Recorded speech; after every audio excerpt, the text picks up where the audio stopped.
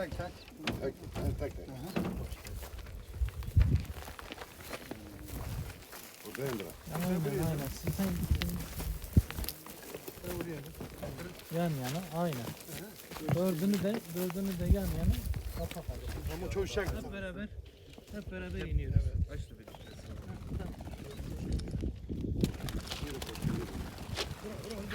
Kendi gider. Kendi gider.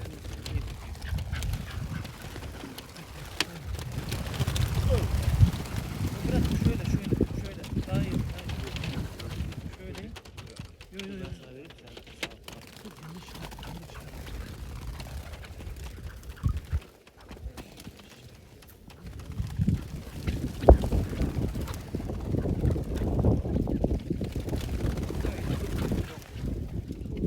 Bırak gitsin. Bırak.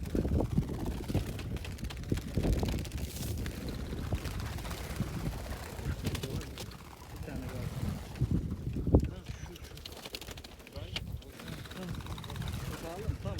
Bunların hepsini sende. Sen mi uçmuyor?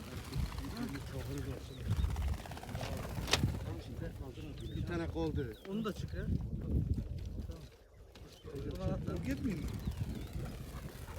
Onu atma. Tamam yo. Alayım mı?